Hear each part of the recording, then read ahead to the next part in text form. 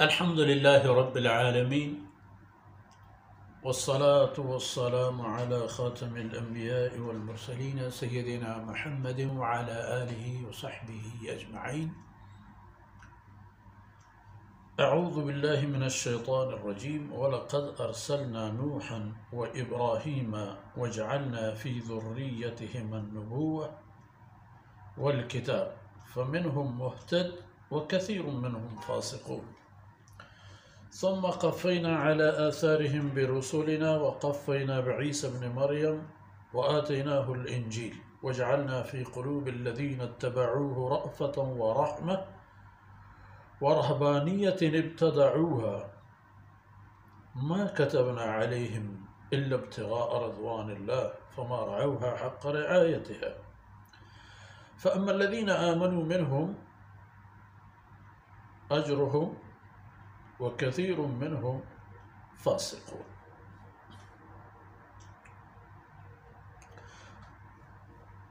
إلا ابتغاء رضوان الله فما رعوها حق رعايتها فآتينا الذين آمنوا منهم أجرهم وكثير منهم فاسقون. فآتينا الذين آمنوا منهم أجرهم وكثير منهم فاسقون. سبحانك لا علم لنا إلا ما علمتنا إنك أنت العليم الحكيم. رب اشرح لي صدري ويسر لي أمري واحلل عقدة من لساني يفقه قولي واجعل لي وزيرا من أهلي ربي زدني علما وارزقني فهما. ثم أما بعد. جرامی قدر بھائیوں، بہنوں اور پیارے بچوں، وَلَقَدْ أَرْسَلْنَا نُوحًا وَإِبْرَاهِيمَ، اللہ کا فرمان ہے کہ میں نے اپنے قاصد بنا کر بھیجے، اپنے رسول بنا کر بھیجے ان دو بزرگ ہستیوں کو، بشریت کے ان تابندہ ستاروں کو کہ جن کی وجود سے انسانیت کا وجود اور بقا دونوں منحصر ہیں۔ وجود اور بقا بھی مشروط ہے اللہ اور اس کے رسولوں کی اطاعت اور اللہ کی عبدیت کے ساتھ۔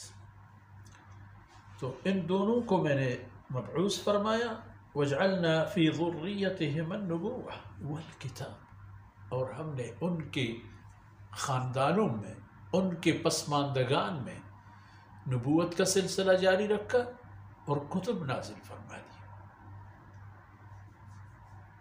سیدنا نوح علیہ السلام ابو البشر الثانی کہلاتے ہیں، دوسرا ابو البشر، کیونکہ طوفان نوح کی جب فرصت آئی تو کچھ بھی نہیں بچا۔ اگر کچھ لوگ بچ گئے، طوفان کی نظر نہیں ہوئے، تو وہ چند ایک وہ لوگ تھے جنہوں نے سیدنا نوح علیہ السلام کے نبوت اور رسالت پر ایمان لایا تھا اور آپ کے ساتھی تھے۔ ان کے علاوہ کوئی نہیں بچا۔ یہ ایک بات۔ اور دوسری بات یہ بھی ہے کہ اکثر مفسرین و محدثین کی تحقیق ہے کہ اتفاق سے سیدنا نوح علیہ السلام کی نسل سے علاوہ ان لوگوں کی کوئی پھر نسل بھی نہیں رہی، وہ بس اسی حالت میں زندہ تو رہے مگر ان کی کوئی اولاد ان سے اللہ تعالیٰ نے روئی زمین پر نہیں بھیجا۔ اب پوری انسانیت سیدنا نوح علیہ السلام کی دوبارہ اولاد میں سے، اور حتیٰ کہ حضرت ابراہیم علیہ السلام بھی، مگر چونکہ سیدنا ابراہیم علیہ السلام ابو الانبیاء ہیں، اور زیادہ رسول و انبیاء علیہ السلام ان کے نسل سے پیدا ہوئے، جن میں ختم نبوت کے سرتاج جناب محمد رسول اللہ صلی اللہ علیہ وسلم، وہ بھی آپ صلی اللہ علیہ وسلم کے صاحبزادے ہیں، یعنی حضرت ابراہیم علیہ السلام کے۔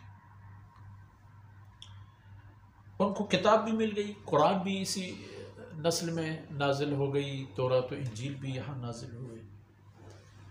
لیکن جو لوگ ان نسلوں سے دنیا میں پہلے فَمِنْهُمْ مُهْتَدٌ وَكَثِيرٌ مِّنْهُمْ فَاسِقُونَ، ان میں کچھ لوگ ایسے بھی تھے جو ہدایت پر چلتے رہے انبیاء علیہ السلام کی ساتھی بن کر، مگر زیادہ تر وہ لوگ تھے جنہوں نے اللہ کے حدود توڑ دیے، نافرمانی کی۔ ثم قفینا علی آثارہم برسلنا، پھر ان دونوں حضرات کے بعد، سیدنا نوح علیہ السلام کے بعد حضرت ابراہیم علیہ السلام، اور بیچ میں جتنے بھی زمانے گزرے، اس کے بعد حضرت ابراہیم علیہ السلام کے بعد بھی انبیاء علیہ السلام کا تسلسل چلتا رہا، انبیاء کی بعثت ہوتی رہی۔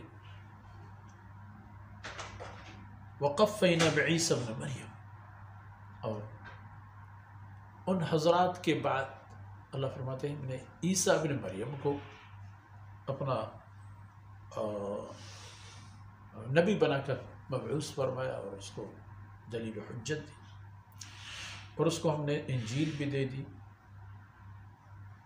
وَجَعَلْنَا فِي قُلُوبِ الَّذِينَ اتَّبَعُوهُ رَأْفَةً وَرَحْمَةً، ان لوگوں کے لیے ہم نے خاص جو تحفہ دے دیا تھا ان کی امت کو، یعنی عیسیٰ علیہ السلام کی امت کو، رأفہ ورحمہ، نرمی اور مہربانی۔ ابتدائی مسیحیت میں یہ صفات موجود تھی، جو سیدنا عیسیٰ علیہ السلام کے ساتھی تھے ان میں یہ صفات موجود تھی، نرمی اور مہربانی۔ لیکن بعد میں کیا ہوا کہ فرماتے ہیں وَرَهْبَانِيَّةً ابْتَدَعُوهَا، انہوں نے ایک رہبانیت کا انتخاب کیا از خود۔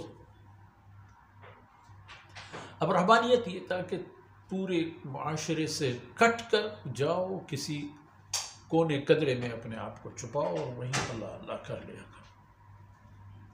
فرماتے ہیں ما كتبنا علیہم، ہم نے تو ان کے لیے اسی طرح کی کوئی بات فرض نہیں کی تھی، کوئی حکم اس طرح کا نازل نہیں کیا تھا۔ ہمارا حکم تو یہ تھا کہ ما كتبنا علیہم الا ابتغاء رضوان اللہ، ما كتبنا علیہم الا ابتغاء رضوان اللہ، ہم نے جو چیز فرض کی تھی ان پر وہ یہ تھا کہ وہ اللہ کے رضا پر چلنے والے بن جائیں، اللہ رب العزت کی اطاعت اور فرمانبری پر چلنے والے بن جائیں۔ انہوں نے یہ بات چھوڑ دی اور اپنی طرف سے ایک رہبانیت ایجاد کی، اور پھر جو ہم نے ان پر فرض کیا تھا ابتغاء رضوان اللہ، فما رعوها حق رعایتها، انہوں نے اس بات کا خیال نہیں رکھا، اس خود اپنے عقائد بناتے رہے، بگاڑتے رہے، اپنے اعمال کا اپنے طور پر انہوں نے ایک نمونہ بنا لیا، عجوبات کے شکار ہو گئے۔ تو جب یہ ان کی حالت رہی فآتنا الذین آمنوا منہم اجرہم، ان میں سے جن لوگوں نے ایمان قبول کیا، اب ایمان کی دو صورتیں، ایک ہی کہ جب سیدنا عیسیٰ علیہ السلام پر ایمان قبول کر کے اس کی شریعت کے مطابق جیتے رہے اور اسی حالت میں دنیا سے چلے گئے، فلہم اجرہم، فآتنا الذین آمنوا منہم اجرہم، ان کو ہم نے ان کے اس عمل کی اجر دے دی۔ اور جو کچھ رہ گئے اور انہوں نے جناب محمد رسول اللہ صلی اللہ علیہ وسلم کا عہد طیبہ پایا، آپ صلی اللہ علیہ وسلم کا زمانہ پایا، اور آپ صلی اللہ علیہ وسلم کے زمانہ حاصل کی اور آپ پر ایمان لائے، فآتنا الذین آمنوا منہم اجرہم، ہم نے ان کو اس کی اجر بھی دے دی۔ لیکن وکثیر منہم فاسقون، ان میں بہت زیادہ لوگ ایسے تھے کہ جنہوں نے نافرمانی اور فسق و فجور کا انتخاب کیا اور اسی کی گرفت میں آ گئے۔ ان میں بعد میں آپ نے تفصیل میں اگر جائیں تو بات بہت لمبی ہوگی، آپ دیکھیں بعد میں عیسائیوں نے بھی آپ صلی اللہ علیہ وسلم سے لڑائیاں لڑی، یہودیوں نے تو آخری دم تک، آخری گولی تک، بلکہ آخری تلوار کی زد تک آپ صلی اللہ علیہ وسلم کے ساتھ لڑتے رہے، اور اللہ رب العزت نے ان کو دنیا و آخرت میں ذلیل کیا۔ اور اسی طرح جن لوگوں نے آن حضرت صلی اللہ علیہ وسلم کے نام اور کلام پر ایمان نہیں لایا وہ کامیاب نہیں ہوئے، نہیں سدھرے۔ آج کی یہ منظر نہ دیکھیں، یہ دیکھیں کہ آگے چل کر کیا ہوگا اور قیامت کے دن کیا ہوگا۔ تو فرماتے ہیں کہ ایک رہبانیت انہوں نے ایجاد کی۔ آن حضرت صلی اللہ علیہ وسلم نے فرمایا میرے دین میں اس کی گنجائش نہیں ہے۔ میرے دین میں رہبانیت کیا ہے؟ فرمایا جہاد فی سبیل اللہ، اللہ کے راستے میں جہاد کے لیے نکلو، یہ ہے آپ کا رہبانیت، اللہ کے دین پہ لانے کے لیے نکلو، یہ ہے رہبانیت اسلام میں۔ کسی کونے میں جا کر کے چھپنا یہ اسلام میں نہیں ہے۔ تو ان معروضات کے ساتھ ہی آج کی نشست اختتام پذیر ہوتی ہے۔ اللہ رب العزت کوتاہیوں سے درگزر فرمائے، اور جو کچھ عرض کیا گیا میرے اور آپ کی نیکیوں میں شامل ہو جائے۔ صلی اللہ علیہ نبینا محمد وعلی آلہ وصحبہ اجمعین۔